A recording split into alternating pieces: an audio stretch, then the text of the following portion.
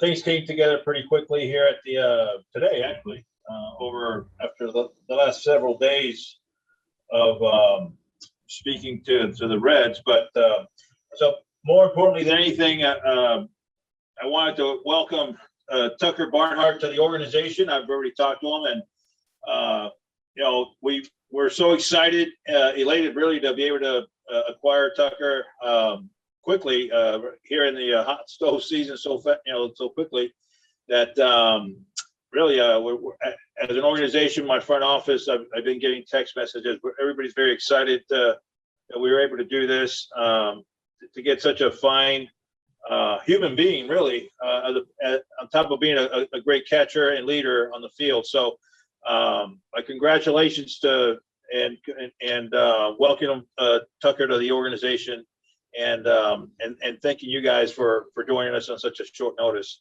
So to the opening of the hot stove season. So welcome. Thanks, Al. Tucker, if you have a few words. Well, first of all, thank you. I'm excited as heck to be a part of this. I've got so much to be thankful for. My time in Cincinnati was phenomenal. They treated me so well, but I'm so excited for what the future is going to bring. I think there's so many cool things that are happening in Detroit with the Tigers, and I'm so excited to be a part of it. So I look forward to it. Again, thank you, Al, and the organization for believing in me and wanting me to be a part of it. So I'm very excited. I'm going to say that a lot, but I'm very excited. Awesome. Thanks. We'll start the questions with Chris McCoskey from the Detroit News. Yeah. Welcome, Tucker. Welcome to Detroit. Thank you. I'm curious, you were such a part of the fabric there in Cincinnati for so long. I wonder what the balance is between, leaving that situation. Maybe you saw the writing on the wall the past year, I'm not sure. And then your excitement, as you say, going forward with this new challenge. What have you already been able to say goodbye to the past, kind of look forward, or is it still kind of tugging at you? Well, it's very new. All of this has happened so fast, like Al said. So I haven't been able to really process it a ton. But the thing I keep going back to is just being thankful for crossing paths with so many great people in my career so far, and obviously there's so many more days and hopefully years to come in my career, and I can't wait for what's ahead. But the Reds drafted me in 2009 when I was 18. And so I've been in an organization. I'll be 31 in January. So for nearly half of my life, I've been around some incredible people and been fortunate enough to cross paths with a lot of very, very great people that it is bittersweet, but it is one of those things where, in my opinion, for me professionally and for my family, personally, this is a wonderful thing for us, and I think the best version of Tucker Barnhart on the baseball field is now and is in the future. And so I'm excited as hell to be a part of this organization, and I really look forward to building on what they've built here so far, and I'm really looking forward to the future. Just one quick one from me. I know you, like you said, you haven't had time to process a lot of it, but you have played against the Tigers a bit the last couple of years. What are your impressions? The young pitching staff, obviously, that you're going to be in charge of here going forward. What are some of your early impressions? Thank you. A lot of young, talented arms, no doubt about it. From playing them last year, it was one of those things where no matter who was out there, you never felt like a sigh of relief by any means. It was always a guy that was coming after you that was going to make you work and put you on the defensive from pitch one. And I think for me personally, when I think about pitching and calling pitches, whenever you can put a hitter on the defensive from the get-go, you already have the upper hand, in my opinion. So that's the way it felt for me personally, just by facing those guys and watching from the side. So I'm excited to help build on what's already been kind of formed and just be a part of it moving forward. Appreciate it. Welcome. Thank you very much. Chris, next go to Evan Petzold from the Free Press. Hey, Tucker, welcome to Detroit. Thank you very much. talking to AJ Hinch a lot this year. He talks a lot about, game calling and the art of game calling. How much have you learned about that, over your years, and how excited are you to work with AJ and kind of pick his brain too?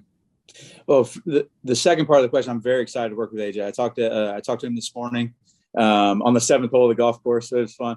I think as a young kid being drafted out of high school, there wasn't really a lot of talking about game calling. It was more of the fundamentals of catching, throwing, blocking, all of that stuff, and those were touched on so much that the game calling part of it or piece of it is kind of pushed to the side. And so I've learned so much in pro ball. I have a lot of credit to give to the former catching coaches, Mike Stefanski, J.R. House, Derek Johnson. All of our guys that I've worked with in Cincinnati have helped me grow as a game caller, I think, immensely. And there's fundamentals in it, I think, that I've learned that allow like a natural progression from that side of it. And so I think, but to me, one of the biggest things that I think about when I think about game calling is because you have to be able to separate yourself from scouting report and feel of the game. I think that's important. And I think they meaning that my past coaches have helped me realize that trust your eyes, you see what you see, those kind of cliche terms. But I'm very excited to work with AJ. He's been around so long, been around the game and been very successful in this game. So just another guy that I look forward to advancing my own personal skills and then obviously help advance our ball club. So I'm really excited. Great. Thank you and welcome. And also had a question for Al Avila just as well. And when it comes down to this deal and what you guys are trying to do in the offseason, Al, how important was it for you or how good does it feel maybe just to get out in front of things and get a catcher like Tucker and kind of be able to make that first noise here in the offseason?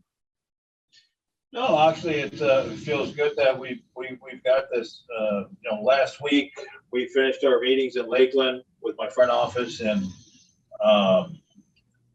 as you guys know, because we told you this at our year-end press conference, that obviously we were going to need a catcher. So we actually identified Tucker as one of our top priorities, if not the top priority.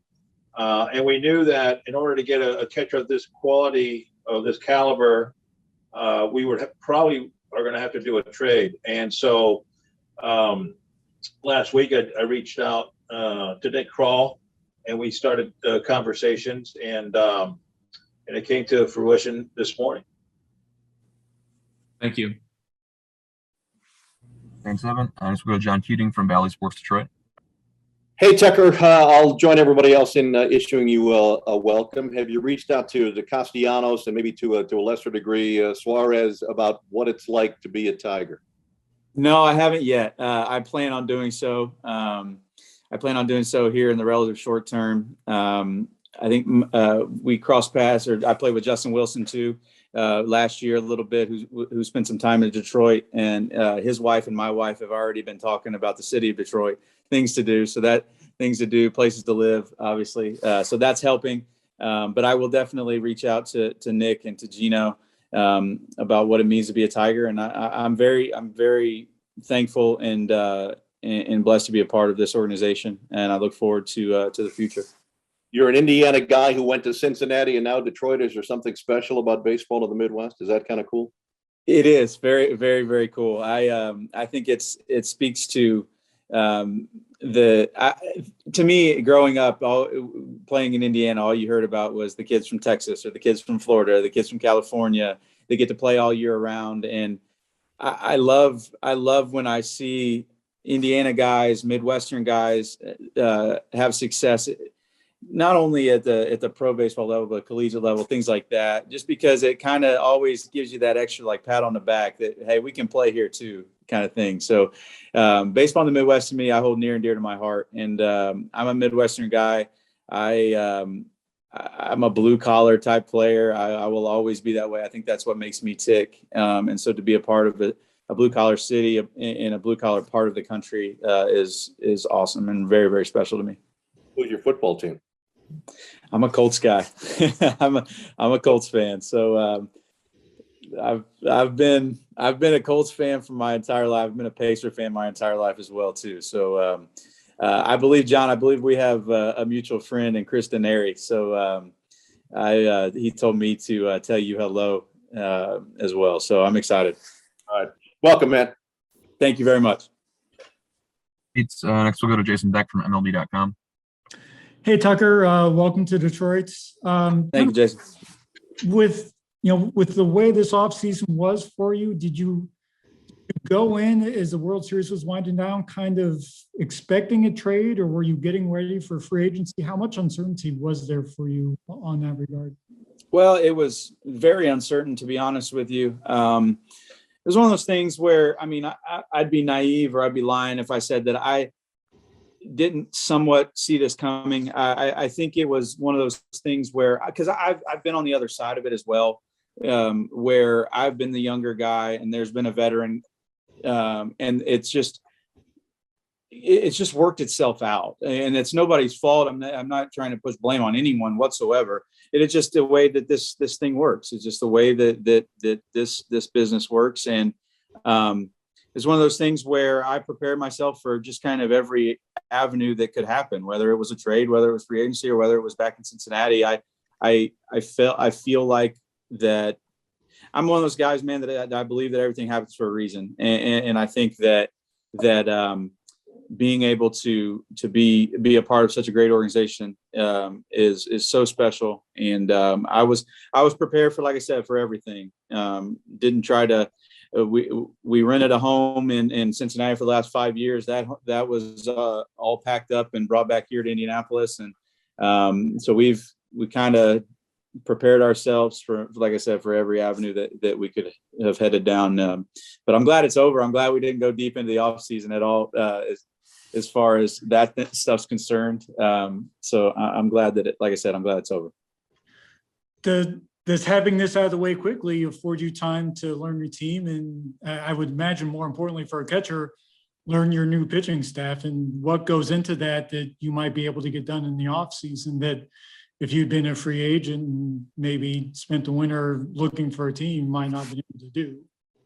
There's no doubt about that. I think that developing relationships from pitchers and catchers, I think is absolutely paramount. I think it allows you to hit the ground running in spring training, in the regular season. Obviously, if you're not able to develop that relationship in spring training or in the off season. So I think being able to reach out to guys, I heard from Casey Mize already today. He welcomed me. Just being able to, at the very least, just connect, say hello, talk about things moving forward, is very important, because it puts you in that situation where you get all the icebreaker type questions and things out of the way, and you're able to talk about baseball and situations that we're going to be in during the season right away. And because spring training, albeit long, it still doesn't feel like enough time for some things. And I would say that those relationships are one of those things. So I'm excited to be able to get this over with and to be able to connect with and learn my teammates right away. And a question for Al, you had talked a month or so ago about how many needs you guys had going into this offseason and the challenge of addressing them all. By getting this one out of the way so quickly, does this allow you guys a little bit of advantage to focus on some of the other stuff, namely shortstop and pitcher? Well, today was a busy day. We finalized this deal, and obviously the first day you can go out and talk to agents about players that you're interested in. So it's been an entire day of finalizing this deal and making a lot of phone calls. So yeah, it started already. But it just feels good to be able to get the guy that you identified in your meetings of the guy you want. And so we were very happy and excited to be able to get Tucker. Everything that we came up with was a positive.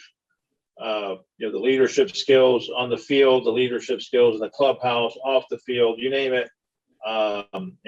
He was tough. That to me is more exciting, is to be able to get the guy that you actually want wanted and that you went after. So so that's good. And then now we go out and try to accomplish the other needs that we have. And it started today with a bunch of phone calls. And would you anticipate at this point that, Barnhart and Eric Haas go into the season as your catchers? Yes. Obviously, it's a great combination.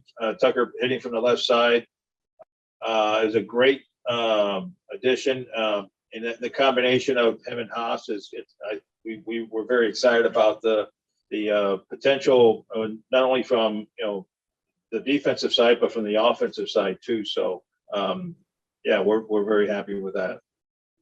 Thank you, guys. Jason, next we'll go to Cody Stavenhagen from the Athletic. Yeah, Al, I think we all know the catching market isn't always particularly deep, but why was Tucker your number one guy, like you said?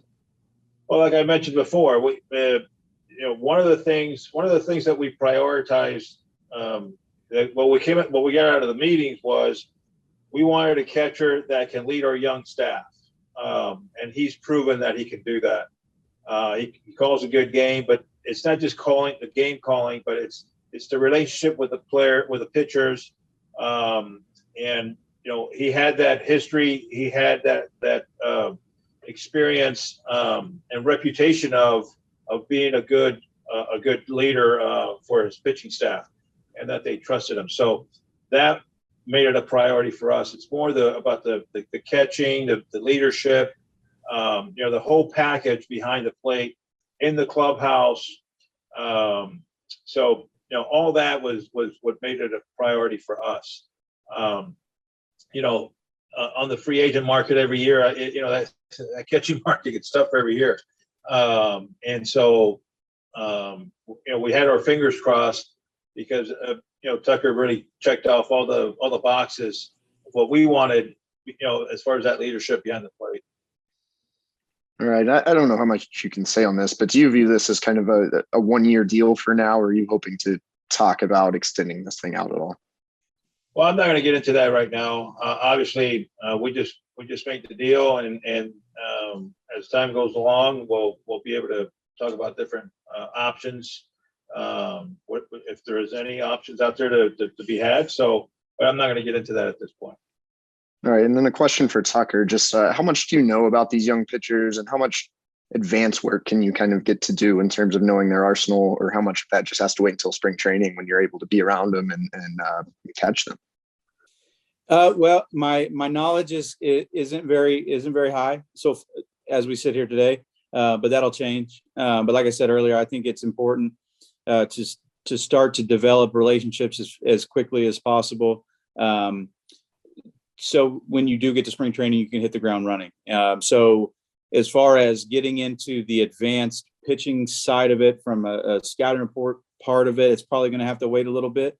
However, I think being able to develop a relationship, talk about how guys like to do certain things, what they like to see, what they like to hear when we're out on the mound or I'm behind the plate, I think is very important. And you can do that during an off season like this. And so when you get to spring training, it's more about learning a guy and his arsenal, instead of having to talk about those conversations first and then get into it. And then at that point, you butt up until the end of spring training when we got to focus on winning ball games instead of developing relationships. So I think it's important to do it now in the off season. And there are some things that we can definitely do for sure.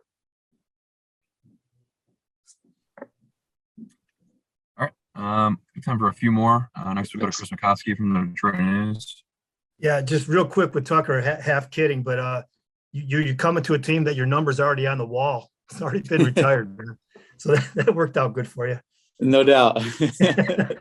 You have to come up with something different. I know it. I don't know what I just want to have a jersey in my locker, man. I don't care if it's 99. I don't care if it's -9. It doesn't matter. Just give me something. Yeah, thanks. Hey, Al, I just another kind of housekeeping thing. I'm not clear on what the rules are for your 40 man. You have until like the 19th or something before you have to post a 40 man. Do you have to make a corresponding move for Tucker? Well, no. I mean, today, I think it was Holland, Tehran, Peralta, and Oreno became free agents today. Right. And so no, we're good as far as the 40 man at this point. Okay, thanks. Next we go to Trent Rosecrans. Hey, Tuck. Sorry, Detroit guys. I have a Cincinnati question. What, through this year, you saw some of this writing on the wall, and a lot of that was because of Tyler Stevenson. What did you see from Tyler and how he grew really kind of behind the plate and kind of moving forward, being ready to take that spot that you were in where you start 100 games or so behind the plate a year? Well, I think, for me, his play on the field spoke for itself. I think that was clear. But he's such a good kid, such a fun guy to be around, and he wants to get better every single day. I think the most impressive part for me was how well he handled the pitchers. I obviously there are going to be growing pains, and there were some, but they were small, and it seemed to me that he gained the respect of all the pitchers very fast, and being able to make mound visits at certain points, being able to have conversations, being able to have tough conversations with pitchers at times. It seemed to me that he had that all under control. And it felt like to me, and I think that's a really good word for him with the way he plays the game. It seems to me that he plays it very controlled. And it's, in my opinion, one of the bigger compliments I could give a guy, especially a younger guy, is because there are so many times, so many situations and scenarios, myself included, that I think back about where I feel like I was out of control in that certain situation. And it seemed like to me that he didn't let situations get bigger than him or speed him up. And I think that to me is one of the biggest positives moving forward for sure. Thanks, man. And I'm jealous of all the Tiger riders. We'll do two more. Evan Petzold. Yeah, just another quick follow-up for you, Al. Curious with, this signing and this deal or this trade, what does it kind of mean for a guy like Jake Rogers, who is injured, and Dylan Dingler, who obviously you guys are looking to develop? I mean, how does a deal like this maybe help with some of that long-term sustainability that you want? Is it mentoring, or is there something else there? Well, actually, we're still very high on Jake.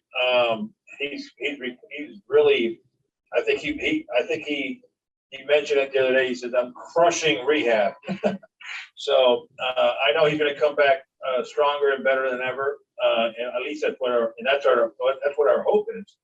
And if we can get him back at some point, at the latter part of next year, that'll be great. I think having Tucker with Hossie and Jake and Dingler coming through the minor league ranks is really good. It gives us a little bit of catching depth. It gives us experience. It gives us a little youth, and we have a future and a little bit of depth. So we're still very excited about that. Obviously the addition of Tucker is big, but Jake coming back next year at some point, it's also going to be big for us as we move forward. So that whole process hopefully comes together in a positive manner and puts us in a really strong position behind the plate. All right, great. Thanks again. Okay, we'll wrap it up with Jason Beck. Hey, Al, just to follow up, you guys have been fairly patient on the market the past few years. With this move and with some of the other stuff, being able to reach out to free agents, and frankly, with some of the uncertainty of the CBA, do you sense any potential to move maybe a little bit more quickly this winter, either on your own volition or because the market moves faster? Well, I don't think we're looking at anything different. We've held our meetings this year at the same time we've been holding our meetings for the past 21 years that I've been here. So that didn't change. The way that we prioritize our needs hasn't changed. The biggest difference is that we're not trying to trade, veteran players and rebuilding anymore. Now we're trying to build a winning team going into 2022, which is a big difference from the last few years. the time frame really is no different. Because we made this trade today doesn't mean that. And I think I get a compliment from one of you guys. Oh, you're really being aggressive this year. Well, no, it just happened to come about sooner than later. And because both teams were in a position to be able to make this trade. So, no, so I wouldn't say there's anything different. If we have a deal to be made, next week, great. And if it comes later, then it comes later. So, deals come together at different times for different reasons. So, we're approaching it pretty much the same way. We're trying to put the best team on the field. And if we can make a deal, next week, we will. And if we have to wait, we wait. Great, thank you. Awesome. Thanks everyone for hopping on today. Tucker, welcome. I know everyone's looking forward to working with you, and we'll thanks Al. We'll see everyone soon. All right, guys. Thanks. Thanks, guys.